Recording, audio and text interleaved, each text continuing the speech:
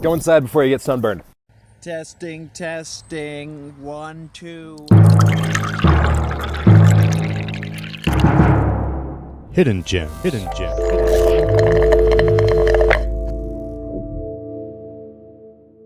Nice intro. Hey guys, my name's Vince from the Gallatin Underground. Today we're doing a Hidden Gems episode with Dane Thompson. Dane, you want to introduce yourself? Howdy, y'all. I'm Dane Thompson. Pleasure to be here. Stoked to be hanging with y'all.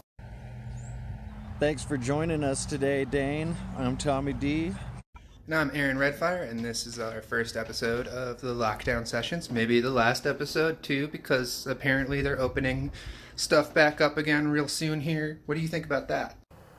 Well, I'm not stoked on, potentially getting sick, but I am stoked on making money again, at my jobs. So, Yeah, it seems like it's a difficult time for everybody in some way or another, whether you've lost loved ones or you're not able to work or you're just stuck at home going out of your mind. exactly. And I work at the Hofbrau and the Rialto, so I'm the definition of non-essential. Feel that one. So some of us might know, but Dane, why don't you tell the wonderful audience what you do for work? Yes, so I bartend at the Hofbrau. I'm one of the proud few that get to sling whiskey down there. I also am in the ticketing department for Logjam Presents, mostly working at the Rialto. I'll also be working for the Elm when that opens up here, hopefully before 2021. We'll see. But I also run various sound gigs across town, but I think what we're here to talk about today is I play music as well. Music? What kind of music do you play, Dane?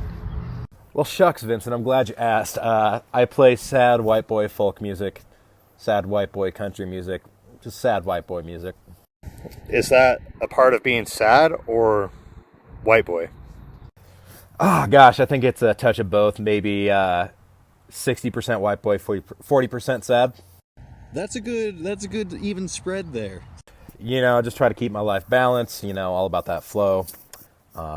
Just try to reflect it in the art. So I guess we've touched on maybe some of the influence, sad white boy. What are the songs about? Well, I take after people like Josh Ritter, Jeffrey Foucault, who are very introspective, but at the same time have the ability to attempt to empathize with other people and sing songs through their perspective as well. So it's really just about, I don't write about what I don't know necessarily, but personal experience, where I've been blessed to live a life full of pretty fun stories, so I try to write about those. You speak about fun stories and the songs you've written about them. What's one of your favorite stories and its perspective song? There's a song that I really like called Starlight, which takes after the famous Starlight sign that's behind the laundromat over on Main Street next to the old sign shop. And it reminded me of this one really dingy hotel I stayed in Ohio when I was over there for a job interview. And the couple next to me, in the room next to me, must have had sex like 8 or 10 times within the span of this night. It was insane. It was one of those hotels where you could still smoke inside, so the room smelled like tobacco. The neon light from outside was keeping me awake all night. And so I imagined myself, what if I died in that hotel at that point? So, that's probably my favorite story song I got. That is quite the story, and would love to hear that song sometime. How does one go about finding any of the music that you have? Right now, there's not a whole lot out there. I am working on my first real album at the moment. But right now, the best place to see me is just come on down to the Hofbrau. I usually play Monday nights at the open mic. I don't really love playing the breweries and stuff like that around town. So really just, if you see a show, come see it. See, I had heard that you were, during quarantine, going around and playing for people right outside their houses. Is that true? Yes, I completely forgot about that because I haven't done one of those shows in like a week. But it's been fun. I just posted on the Hofbrau online open mic that I'm willing to come to people's house, do house calls, and it's been great. I have played for a lot of my friends and also a senior center or two, and it's been great. Just bringing joy to people by playing for them. Funny how a week's time feels like so much longer right now. It's got to be amplified by at least 7 years. What was the beginning idea for you going around and doing that? Was it just you're kind of bored and you're like, oh, I don't even have to like touch anybody to play music and let them enjoy it, or how did you come about that idea? Yeah, I think we're all operating in dog time right now. Well, it was about 3 days into the quarantine. I was so bored. I had shaved my head already, and I was going out of my mind. I was like, I got to get out, do something else. So that's when I posted it. I was like, man, it would be fun to just go be a troubadour. Steve Earle's song "Hardcore Troubadour" probably inspired it, where he talks about playing outside of people's windows as well. You got a lot of positive feedback from that? Oh yeah, it's great. I mean, first of all, just on a friendship level, it's been great going out and seeing my friends during quarantine. And also, it was nice when I played the Senior Center, the Bozeman Daily Chronicle, and a couple TV stations came on out and played. Scott from Low Sears Productions was nice enough to let them know about that. So I wound up on the front page of the Chronicle and on a couple TV stations. So that's been nice. Been reaching people that I don't normally reach with my music, so it's different. That's really cool, Dane. So how long have you been playing music and doing the sort of musician life, I guess? Well, I started playing saxophone when I reached 6th grade, and then I realized I'm not going to meet any women doing this, so I picked up a guitar when I was 14, instantly started writing songs, because I wanted to be Dave Grohl so badly. I wanted to write a song like Everlong. And then throughout high school, I was in a fun but very bad alt-rock band that was like a mix between the Foo Fighters, Weezer, and Switchfoot. But then once I got to college, I got into acoustic music, and that's where I kind of found my stride. I've been pursuing the Americana-esque singer-songwriter thing ever since. If you don't think that saxophone is a way to meet women, I think George Michaels wants to have a word with you. Tommy D, I hate to break it to you, but I don't think George Michael was really using saxophone to meet women. All right, I'll concede that one. I was jealous of all of you being outside, so I stepped outside myself. It's a fucking great day for it. It's lovely, and love the sun. Forgot what it looked like. So you're not in any other current bands or anything. You just kind of doing the solo project which you're pursuing. Sounds like you're at the beginning stages still. You've got some material, but you haven't put it into like an album or anything. Well, first of all, I'm not good at guitar even really, so it's hard for me to be in any other bands when I can hardly play an instrument. I would love to be in other bands if anybody wanted, but I'm just not that good at playing stuff. But yes, I am trying to take it more seriously these days because I think people really like what I have to say. People like my songs so far. So right now, just working on that album. Then eventually, I would love to get out and tour, play more intimate shows around town outside of just like the Hofbrau, Wild Joe's Coffee Shop, all that good stuff. Do you find that it's hard for a singer-songwriter to play places in Bozeman, or is that just a matter of preference?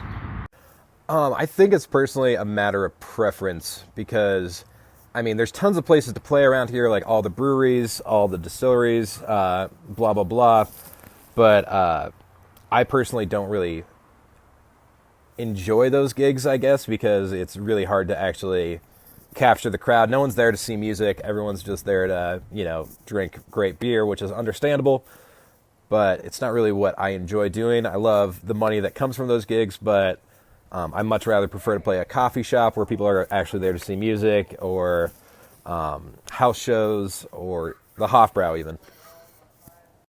Do you think that Bozeman would benefit from having more coffee shop style venues for people, local small artists to play, singer-songwriter especially?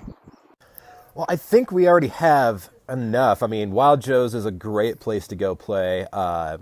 Sure, it's a little earlier in the night on the weekends, but that's a really fun spot to go to. Zocalo, I know they stopped doing shows on a regular basis, but that's a fun spot as well. Yeah, I think we should more focus on actually filling up those spots first for people that enjoy playing my kind of music rather than expanding the current scene. That's a good take on it. Yeah, that's a really good point there. There's plenty of places like that, little coffee shops or even cafes even, so I think utilizing the space that's already available before we go out and try to, recreate the wheel a bunch of different times. Exactly. And I think it's just more of people that enjoy playing, at the Hofbrau, at the other bars around town, realizing that there's an audience to be had out there at the coffee shops and places that don't serve alcohol, places where you don't end up partying all night long when you play.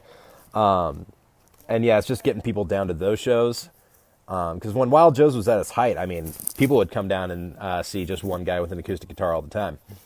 Have you done anything with the Pandemic Sessions Hofbrau open mic page on Facebook? Yes, I posted one song up there, and that's where I put out my original call for house shows.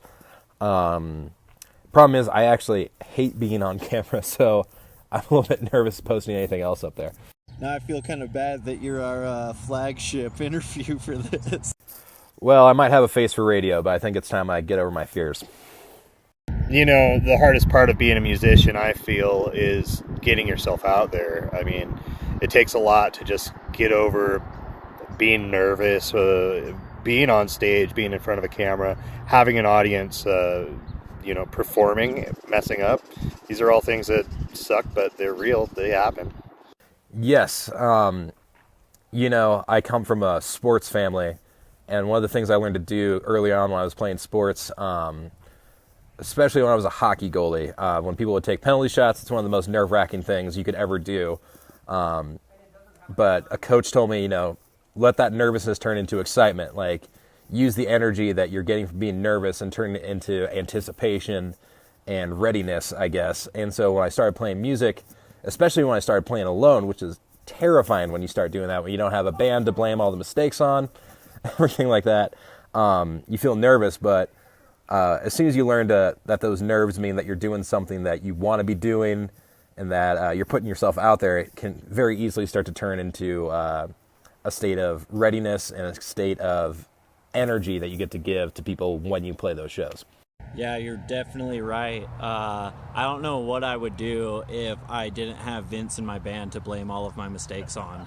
Well, I could tell you as a bass player, not a bass player, that you should learn how to play bass before joining a band. He hasn't taken his own advice, though, so I don't know what he's talking about. To change the subject entirely, a bird just almost shit on me, and I think now they're trying to get in position to adjust their target here. Nature is against humanity lately. We are the virus. They're trying to get us back inside so they have the world back to themselves again. Sons of bitches. Can you blame them? Really? We as humans have kind of royally fucked the earth. Yeah, but still, fuck you, birds. Get out of here. This is my area now. So on that note, are birds real? No, and there is no virus. It's all just a ploy so the government can change all the batteries in their spy drones. Yeah, and they use the power lines to recharge. Guys, you're focusing on the wrong question. Everything's a simulation, so nothing really matters at all. So, if we're in the simulation, do we exist as hardware somewhere, or are we just programs? We are all just but God's programs in this grand algorithm of life, I feel.